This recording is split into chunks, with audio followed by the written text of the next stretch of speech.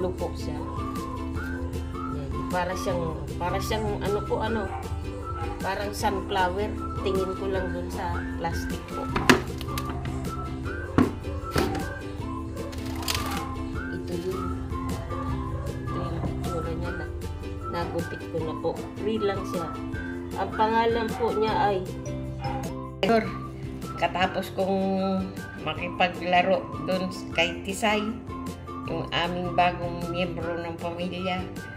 Ito naman po ang aking aasikasuhin ngayon kasi nung isang araw pa po dumating ito, order ko po sa Shopee. Ito po yung sinasabi ko sa inyo noon pa na mga nakaraang linggo na plano ko pong magtanim ng roses. Ito na po siya. Dumating na po yung kanyang tawag dito, binhi. Opo. Hindi ko lang po alam, hindi kasi nakasulat. Dalawa po ito eh. Ang talagang in-order ko yung kulay pula na rosas, isang kulay pink, at saka isang parang rosas siya pero pag tumubo po ay yung bang iba-iba yung kulay. Ayan, yan naman po ang pagkakaabalahan ng inyong kasenyor ngayon. Kukunin ko po yung mga maliliit na cup noodles na nakaabang na sa kanila. Meron na po yung lupa eh. Medyo sa tagal po na hindi ko siya naasikaso. Tara po, puntahan natin at akin pong aayusin mga kababayan ko, mga kasenyor ko. Huwag po kayong bibitaw, babalik po ako. Sige po. Mga kasenyor, uumpisahan ko na pong kunin yung mga cup noodles na inihanda ko po para dun sa itatanim po nating roses po. Kasama ko, ayan, kasama ko si Tisay. Ayan, makikipag-banding po siya sa akin. Tisay! Liga dito, Tisay. Choo! Kukunin po namin yung cup noodles. Cup noodles po, lalagyan lang po yun na nilagyan ko ng mga kuan. Ayan, tinubuan na nga po ng ng mga damo-damo dahil medyo matagal ko na po siyang hindi na asikaso. Tignan nyo po.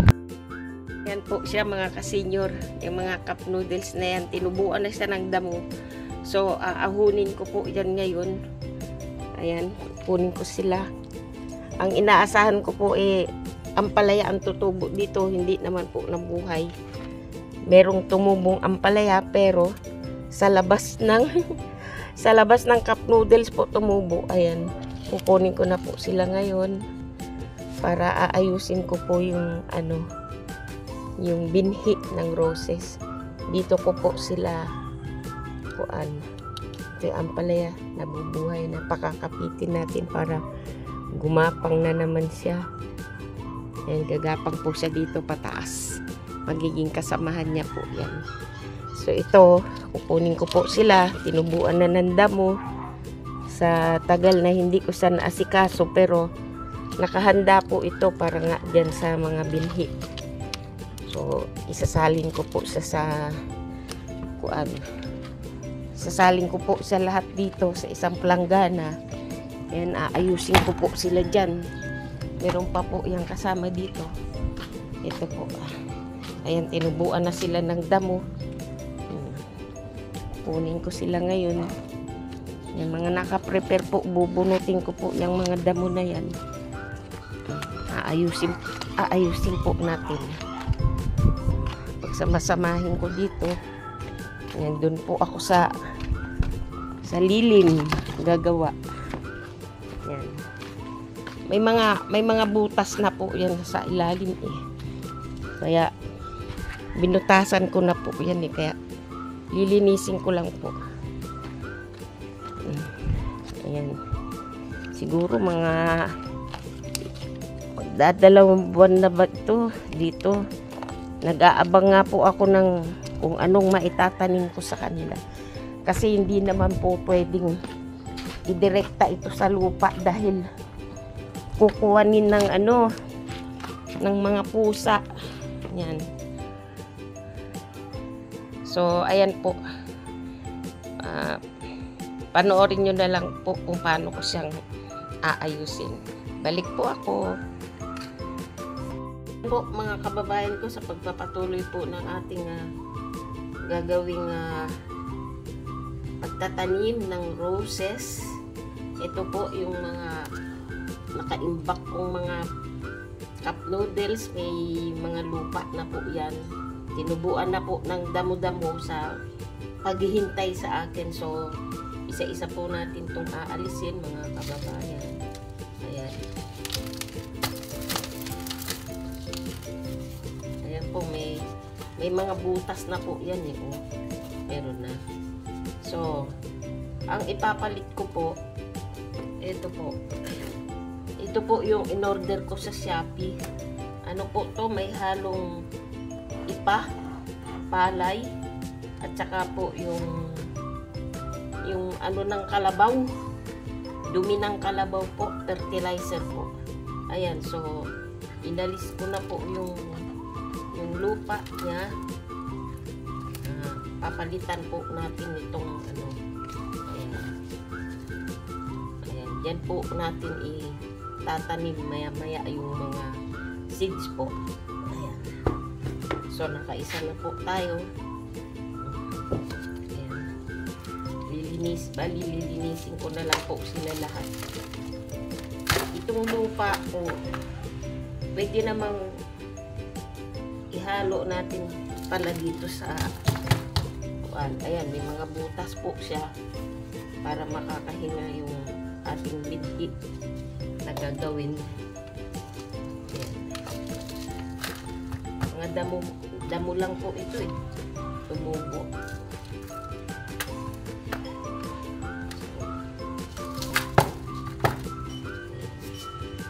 Sabi ko, may mga butas po siya sa ilalim. Pinutasan ko na po yan.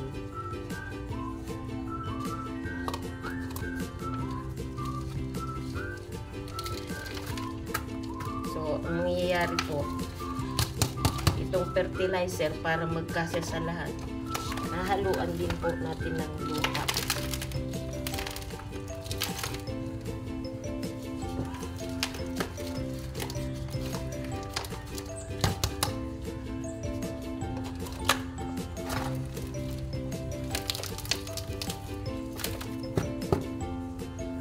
Actually, ito pong lupa na to sa aking pagkakatanda, inaruan ko rin po ito ng fertilizer.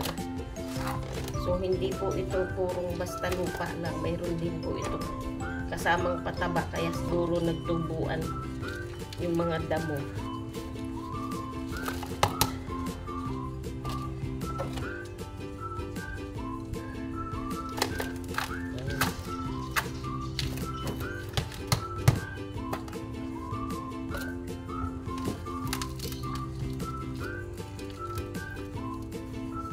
So,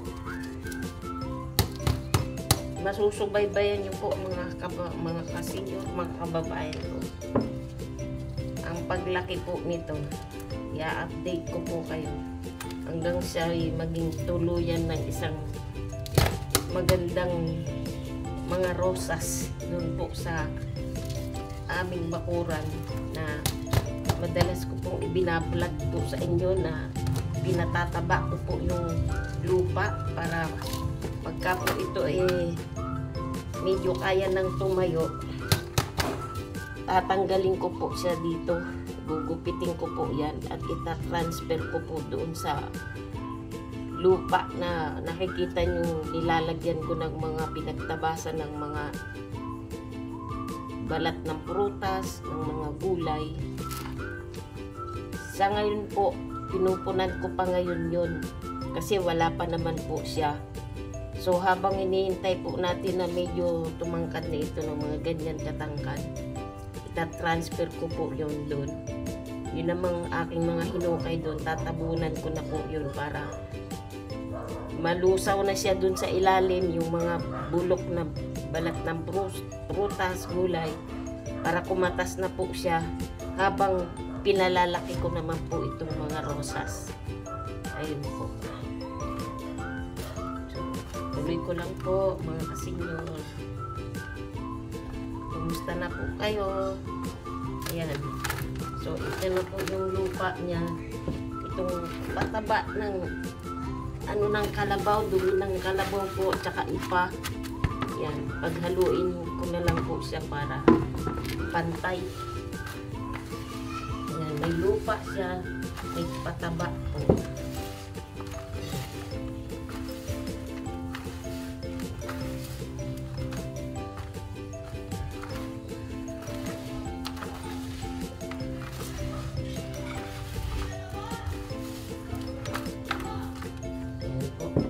Pantay na siya. So, sasalinan ko na lang po. Yan, maluwag lang.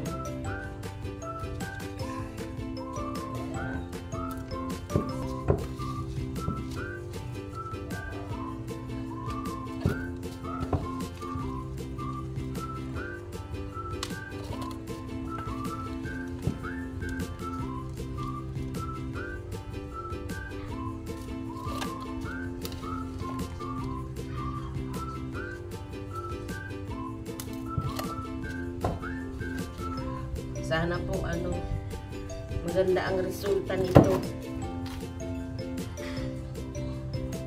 Kasi pag naging maganda di ang ganda po sa bakuran, di po ba mga kasenyor?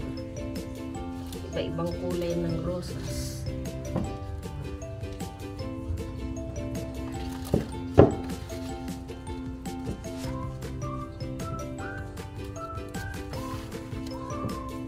Maluwag lang po para makakahinga siya.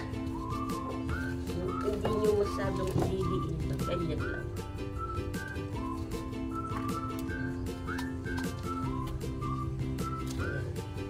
So may sobra pa. Ipantatabon po natin dun sa ilalagay kong buto. Ito po. Ngayon ko pa lang po makikita kung ano po ang laman nito, mga kababayan ko. Kasenyor. Nung isang araw pa po ito dumating Ngayon ko lang po naharap dahil wala naman po akong lakad sa labas.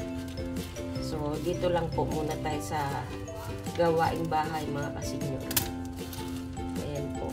Napakalaki ng supot. Baka magupit ko pa yung laman.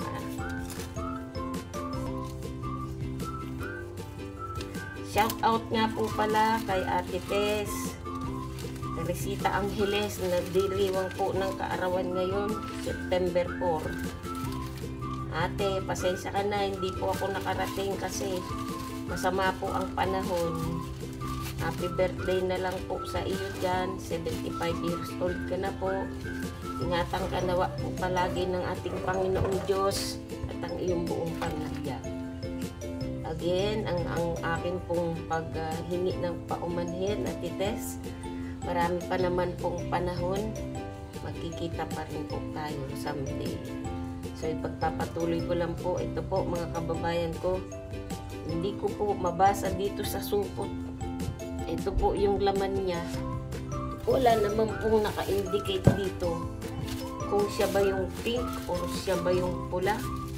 Matay ko man pong basahin ito. Timbang lang po, 10 grams. Kung nakasulat. Tapos yung address. Ito. AA Bay. Siguro code po yun. Wala po talaga, code number lang. So, aabangan na lang po natin kung anong tubo nito. So, maglalagay na po ako, mga kasenyor. Ito po siya. Marami-rami din. Lagay natin sa platito para hindi po matapon.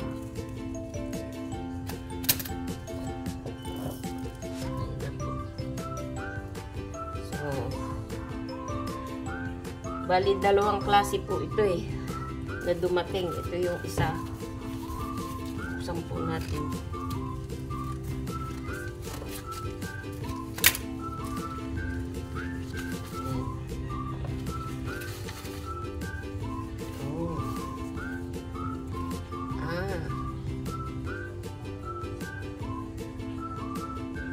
3 butil po, daisy seeds. Daisy daw po. Parang libre siya. So, wala pa pala yung in-order kong dalawang klase. Hindi ko po ngayon alam mga kababayan kung ano ngayon ito. Pero, kaya pala. Ito po, libre nila. Nababasa niyo po ba? Ayan. 3 butil ng daisy. Libre daw po ito. So, itatanim po natin ito. Bali, Teasel Daisy Seeds. Yan po ang pangalan niya. Teasel ba ang basa dito? Basta Teasel Daisy po. Ayan po ang tsura niya. Yan, tatlong binhi. So, ilagay po natin.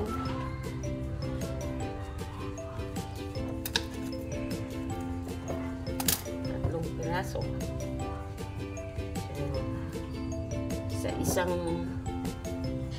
sa isang ganito po, ilagay natin itong isa. Ayan. Ayan lang. Mababaw lang po. Tapos tatapunan ko siya. Ayan, magaang lang. Ayan po. So, aabangan po natin yan mga kasenyor. From time to time, ito pa po yung dalawa. Ito na yung isa. So, ilalagay ko po yan sa magandang lugar na hindi po ng pusa. So, nakakaisa na po tayo. Ito naman yung pangalawa. Ayan po. Ilalagay ko lang mababaw. Ayan, mababaw lang po. Tapos, tatabunan po natin. Ayan, magaang lang po. Ayan. Kasi po, pag diniligan mo to, kusa na pong mapipipi siya. Pag diniligan po. Ayan, dalawa na po tayo. Ito naman yung pangatlong seeds. Ito na po. Lalagay ko lang po sa ganyan. Konting baon lang. Tapos lagyan ng magaang. Ganyan lang po. So, nakatatlo na po tayo. Ngayon, dito naman po sa... Hindi ko ngayon alam to mga kababayan ko kung ito na ba yung buto-buto ng sari-saring kulay na rosas, korting rosas. Or ito yung rose na red, or ito yung rose na kulay pink po. So mag-aabang na lang po tayo mga kababayan ko, mga kasenyor ko, kung ano pong kulay ang kalalabasan nito. Kasi hindi po naka-indicate dun sa supot ng Shopee. So hahatiin ko na lang po ito sa, kung dumating man po yung iba. Ito, meron pa naman po akong gagamitin kung dumating man yung dalawa ko pang order. Bali, tatlo po kasi ito eh. Isang rosas na pula, isang rosas na pink, at isang rose na iba-iba yung kulay pag tumubo. So, bali, ayun po. Kung dumating man po yung dalawa, itong fertilizer na to, siya ko pong gagamitin para doon. Ito itatabi ko lang po muna ito. So, lagyan na po natin.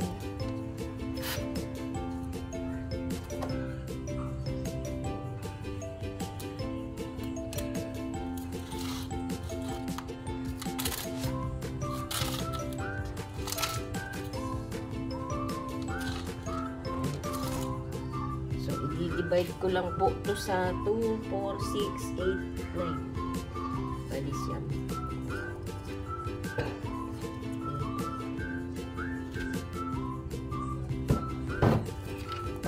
Maglalagay na po. Ayan.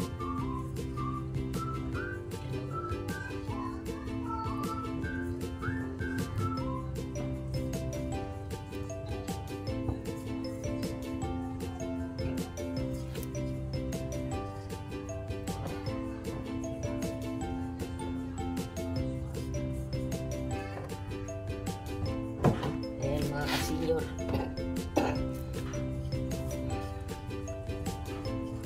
Tatandaan ko na lang po anong petsa natin ito ibinlad. Yun din po ang petsa ng kanyang pagkakatanim, mga kasenyor, mga kababayan. So, hinati ko po siya sa siyam. Atin na pong tatabunan ng magaang lang na isa-isa. So, kukuha pa po tayo dito ng kaunti sa natitirang fertilizer. Tabunan lang po natin ng magaang. Ayan. Tapos, natin diligan mamaya. Gaya nga po ng aking sinabi sa inyo, may mga butas po yan sa ilalim, mga kasenyor. Yan, makakababa po yung tubig na. So, yan po. Sana po loobin ng Diyos. Maganda ang kalabasan nito, no po, mga kasenyor. Ayan po yung binhi niya. Nasa gitna. Ito, fertilizer po ito. May kasamang ipa ng palay, yung popo ng kalabaw. Wala naman po siyang amoy, mga kasenyor. Kaya hindi po ako nandidiri.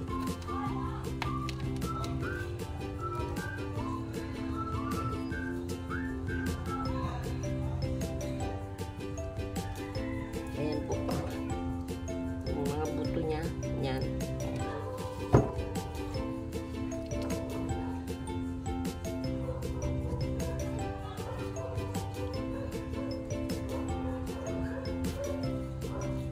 Abangan po natin, mga kasenyor, kung ano pong kalalagasan nito.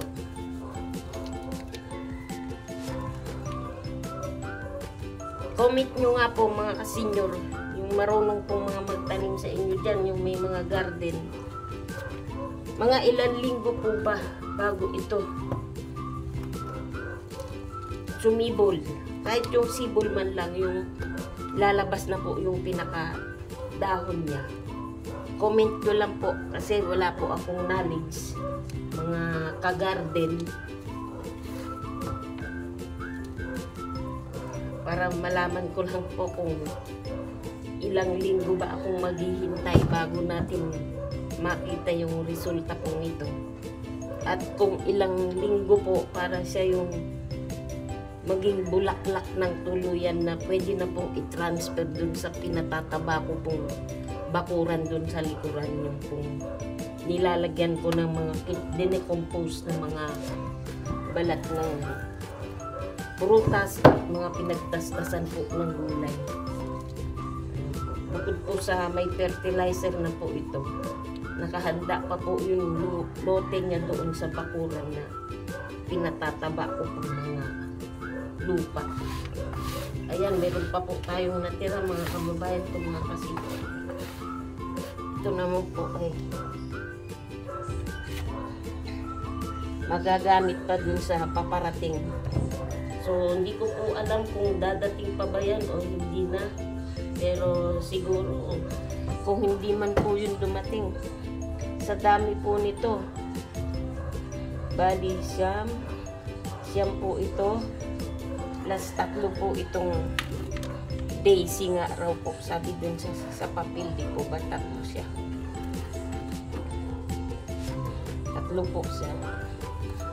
Yan. Para siyang ano po, parang sunflower. Tingin ko lang dun sa plastic po. Ito yung itsura niya na nagupit ko na po. Free lang siya. Ang pangalan po niya ay Thistle Daisy. Thistle Daisy. Thistle Daisy po. Yan. Kung nababasa nyo po. Thistle Daisy. Yan po, yan. Itong 3 na to. So, ibabaon ko lang to ng bahagya dito para alam ko po na siya yan. Yan. Yan lang siya sa gilid. Para meron siyang pagkakakilanlan. dapat yata isilid ko siya. Sandali lang po. Para hindi po siya mapasok ng tubig.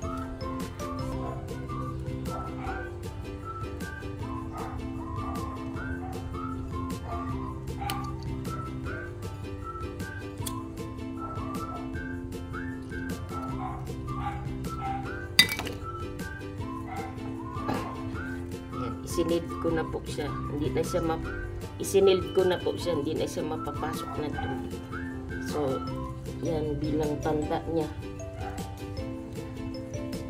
Yan, siya po yan.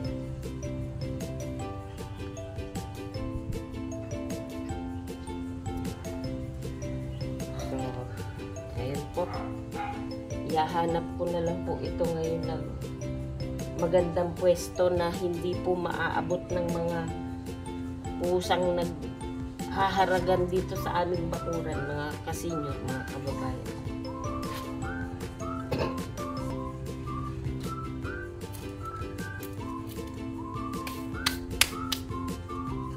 Pawis.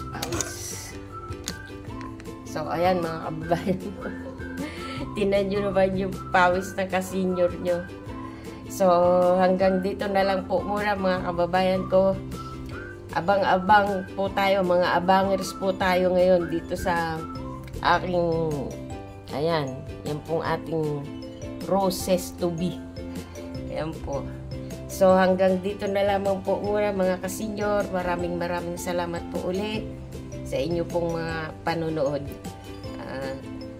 Magandang araw po, magandang tanghali, magandang gabi. Saan man po kayong panig ng mundo naroroon ngayon mga kababayan ko, mga kasenyor ko. And please don't forget to like, share, and subscribe po. Mag-comment din po kayo. Willing po akong sagutin kayo. Nasaan man po kayo mga kasenyor, mga kababayan ko. Ingatan nawa po kayong lahat ng ating Panginoon Diyos. At maraming salamat po sa panonood. Sa akin pong mga bagong viewers, pa-subscribe po mga kababayan ko, mga kasenyor. Maraming salamat po sa Diyos. At muli, ciao!